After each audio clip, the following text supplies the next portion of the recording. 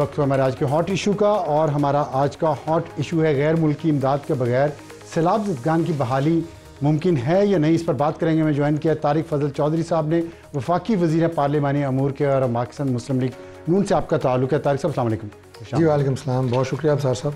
ये बताइएगा कि अभी सैलाब ज़ाहिर पांचनत से अभी भी रुका हुआ है, आगे सिंध में जा रहा है, और आपके जो एलआई हैं पाकिस्तान पीपल्स पार्टी, उसके चेयरमैन बिलावल भुट्टो जरदारी साहब ने ये फरमाया है। एक तो उन्होंने अप्रिशिएट किया है कि आपकी हुकूमत ने माहौलियाती और ज़रई इमरजेंसी का ऐलान किया है। एक तो हम ये हमारे नाज़रीन जानना चाहेंगे ये क्या चीज़ है, इसके लगाने से क्या निकलेगा। दूसरा उन्होंने साथ एक शिकवा भी किया। उन्होंने कहा कि आपने अभी तक बेनज़ीर इनकम सपोर्ट प्रोग्राम के ज़रिए पैसे नहीं दिए, जिस पे बहुत सारे लोगों के तहफ़्फ़ुज़ात भी हैं। और तीसरी बात उन्होंने ये की है कि आपने अभी तक गैर मुल्की इमदाद के लिए अपील क्यों नहीं की इतने बड़े डिज़ास्टर के बाद। हम बिस्मिल्लाहिर्रहमानिर्रहीम।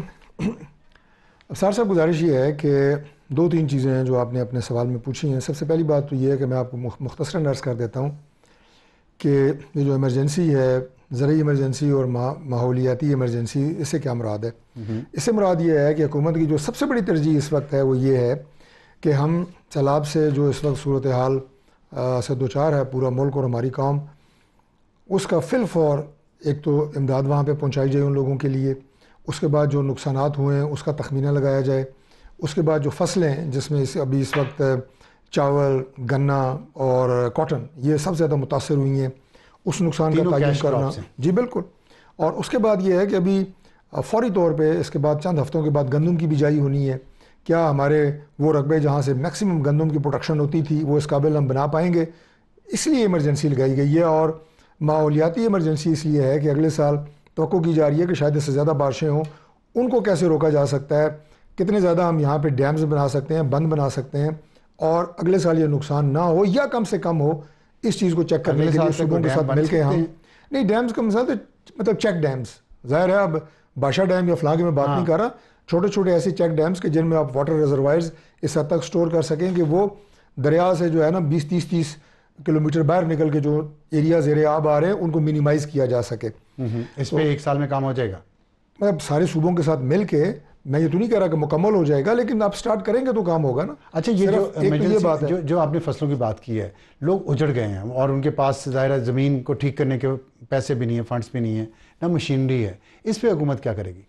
देखिए, इस पे हुकूमत सबसे पहली बात तो ये है कि हमारा जो नेशनल डिज़ास्टर मैनेजमेंट अथॉरिटी है, उसके साथ आपकी चारों सूबों में प्रोविंशियल डिज़ास्टर मैनेजमेंट अथॉरिटीज़ है, उनके साथ मिल के ये प्लान बनाया जा रहा है। और जो आपने कहा ना कि जी अभी तक हमने आलमी बरादरी से इमदाद की अपील क्यों नहीं की, दो उसकी वजूहत हैं। सबसे पहली बात तो ये है कि इस इमरजेंसी के नफाज के बाद जो नुकसानात हुए हैं उनका सही तौर पर तयन किया जाएगा कि हमारे नुकसानात टोटल कितने हुए हैं, और उसके बाद ये देखा जाएगा कि क्या हम अपने रिसोर्सेज से इनको पूरा कर सकते हैं, अवाम की मदद कर सकते हैं, और उन्हें दोबारा जो बहाली है क्या काश्तकार को, एकाम मजदूर को, किसान को, सबको कर सकते हैं नहीं कर सकते, पहला सवाल। दूसरी बात यह है कि जो हमारा 2022 का जो एक्सपीरियंस था कि जब हमने आलमी बरादरी से अपील की थी, जब उस वक्त भी सैलाब की तबाहकारी थी, कोई बहुत अच्छा एक्सपीरियंस नहीं था। कैसे? जितने उस वक्त प्रोमिस किए गए थे, जो हमारा कन्वेंशन हुआ था और उसमें जेनीवा में, और सारे डोनर्स ने जो प्रोमिस किए थे, पहली बात तो ये कि सारे वो फुलफिल नहीं हुए। दूसरी बात यह है कि उनमें मेजॉरिटी जो अमाउंट आई थी इमदाद की शक्ल में, वो इमदाद नहीं थी, वो सॉफ्ट लोन्स थे, वो कर्जे थे, या उसके बाद पैसे जो आए थे वो अगेंस्ट द प्रोजेक्ट्स दिए गए थे। मैं 90% की आपको बात बता रहा हूं। फिर अगर ये बात है तो आपके ख्याल में उस वक्त पाकिस्तान के वज़ीर ख़ारजा बिलावल भुट्टो थे, उन्हें ये इस हकीकत का इदराक नहीं है? क्या मेरे से ज़्यादा के विजिट के लिए आप ये सारा माहौल बन रहा है? मेरे से ज़्यादा उन्हें इदराक है, लेकिन इस वक्त गवर्नमेंट के मतमा नज़र ये एक अहम सवाल ये बात आपने है। बड़ी अहम की है कि उस वक्त वो कर्जे थे जो दिए गए, इमदाद नहीं थी। मेजॉरिटी 70-80% कर्जे थे, और जो तो फिर क्या आप कहें कि बेइज्जती करवाएं, कशकोल के ताने सुने, बैगर बने और मिले आगे से कर्जे ना इमदाद की बजाय? बिल्कुल ये बात है। ना हो तो आपने बिल्कुल फिर ये क्यों सारी कहानी को आपने दो जुमलों में समअप कर दी है। तो अगर ये समअप कर दिया तो बिलावल भुट्टो तो मुझसे बहुत ज्यादा ज़हीन है, बहुत ज्यादा, तो और सियासतदान भी अच्छे हैं, तो वो उन्होंने ये बात फिर क्यों किया? इसके पीछे वजह क्या है? देखिए, बात यह है कि जब मैंने कहा ना कि नुकसान का तयन करने के बाद हम देखेंगे कि हमें बात करनी है बैनुल अक़वामी जो डोनर्स हैं, एजेंसी, बिलावल साहब को इदारे हैं या नहीं। बात क्यों की अभी? नहीं, ये उन्होंने बात क्यों की, इसका जवाब नहीं आपको साहब मैं कैसे दे सकता हूं? मुस्कुराहट बता रही है कि आपको इसका जवाब पता है। देखिए, बिलावल साहब जो हैं वो अपनी पार्टी के चेयरमैन हैं, उनकी अपनी एक जमात है, उनका एक नुक्ता नज़र है जिसका बड़ा एहतराम है और वो हमारे इत्तेहादी हैं और हम सब फैसले मिलके करते हैं।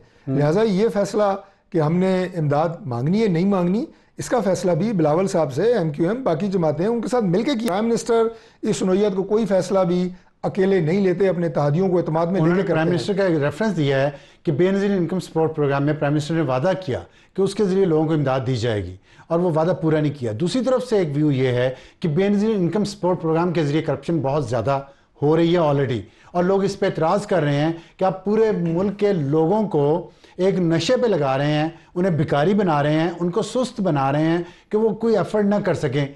दुनिया की कोई एग्जाम्पल ऐसी है नहीं कि इस तरह आपने लोगों को पॉवर्टी से बाहर निकाला हो। देखिए, तो आप क्यों इतना पैसा ज़ाया कर रहे हैं? साहब, मैं आपसे आपकी इस आखिरी बात से इत्तफाक करता हूँ कि इस तरह आप लोगों को पॉवर्टी से निकाल नहीं सकते जी, लेकिन उन फैमिलीज़ को जिनकी तादाद इस वक्त जो है वो करोड़ों में है, मतलब अफराद की तादाद, फैमिली शायद करोड़ों में नहीं होगी, जो 3 वक्त की रोटी भी जो है वो इज़्ज़त के साथ नहीं खा सकते अगर उन्हें ये इमदाद ना दी जाए। ये ऐसा प्रोग्राम नहीं है कि आप ये कहें कि ये लेट मी कंप्लीट, ये गुर्बत मुकाव प्रोग्राम नहीं है, ये गरीब लोगों का स्पोर्ट प्रोग्राम है। दिस इज स्पोर्ट प्रोग्राम, और ये दुनिया के बैनुल-अक़वामी इदारे इस प्रोग्राम को बड़ी कदर की निगाह से देखते हैं और एक कामयाब तरीन प्रोग्राम समझते हैं। आप इजाज़त देंगे मैं आपसे इख्तिलाफ कर सकूं?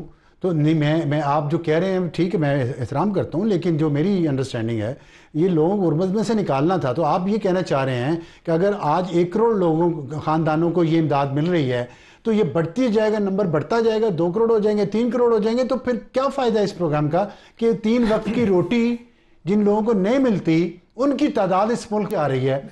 इतने अरबों डॉलर्स इन्वेस्ट करने के बावजूद it's a biggest failure, policy failure. नहीं, पॉलिसी फेलियर नहीं है। पाकिस्तान में अगर आपने लोगों को रोज़गार देना है, लोगों को आपने तरक्की के पहिए में शामिल करना है, आदि तो बना के उसकी खैरात का आदि बना के है। नहीं ना, देखें ये 2 अलग अलग चीज़ें हैं ना, आपने मिक्स कर दी हैं। जिस तरह मैंने कहा कि आपने लोगों को रोज़गार देना है और उन्हें तरक्की के पहिए में शामिल करना है, उसके लिए आपने मुल्क की मैशत ठीक करनी है, उसके लिए आपने मुल्क में इंडस्ट्री लेके आनी है, वो सारे वो चीज़ें हैं। आपने हर शोबे में मुल्क को तरक्की देनी है, उससे लोग जो है इन्वॉल्व होते हैं उन तमाम एक्टिविटीज़ में जो गवर्नमेंट करती है अपनी पब्लिक के लिए, और कर रहे हैं। ये जो है मैंने बताया ये सपोर्ट प्रोग्राम है सिर्फ उन फैमिलीज़ के लिए जिन्हें इमीडिएटली ज़रूरत है, और ये एक माना हुआ प्रोग्राम है। लोग पूरी दुनिया में इसकी बड़ी तारीफ़ करते हैं, और अगर इसमें कोई लुकूने हैं, कहीं पे कोई करप्शन है, तो मैं उससे इनकार नहीं करूँगा, होगा। और ख़ास तौर पर दूर दराज इलाकों में इन फैमिलीज़ का जब इनकी इमदाद उन इलाकों से दी जाती है तो उनका इस्तेहसाल भी होता है। ये रिपोर्ट्स आई हैं और हम इनका कला कमा भी करते हैं और हम इस पर एक्शन भी लेते हैं। ठीक, बहुत शुक्रिया तारिक फजल जौहरी साहब। लेकिन आखिरी बात आपने कहा कि पूरी दुनिया इसकी तारीफ़ करती है, दुनिया की तारीफ़ पे ना जाए तो अच्छा है। दुनिया के जो इदारे हैं, वर्ल्ड बैंक और IMF, जिस तरह वो तरक्की पजीर ममालिक को एक्सप्लॉइट करते हैं उन गलत पॉलिसीज़ इम्पोज करके, उसके नताइज हम माजी में भी देख चुके हैं, अब भी देख रहे हैं। वक्त ब्रेक का, ब्रेक के बाद हमारा आज का एडिटोरियल,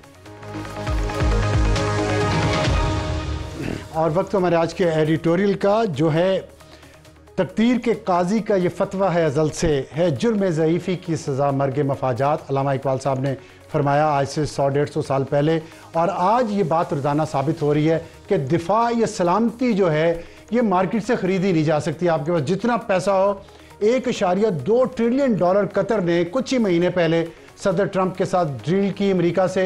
उन्होंने इस वेपन्स खरीदे, वहाँ पे इन्वेस्ट करने थे।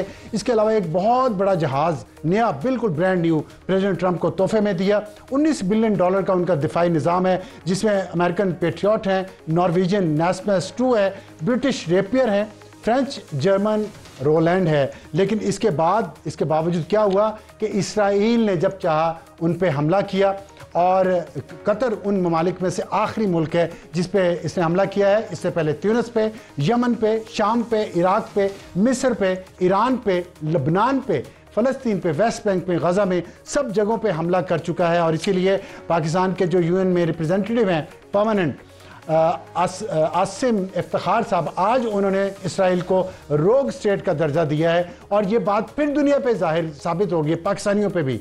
पाकिस्तान को एतमाद रखना चाहिए कि ये वो जज्बा है जो मेजर अदनान शहीद का है, जो किसी मुल्क की सलामती की गारंटी होता है, ना कि पैसा या अपनी सिक्योरिटी किसी को आउटसोर्स कर दी जाए। इसलिए कदर करें उस चीज़ की, उस आज़ादी की, उस सलामती की जो हमारे पास है। आपस के इख्तलाफात जारी रखें, लेकिन मुल्क की सलामती की कीमत पर नहीं।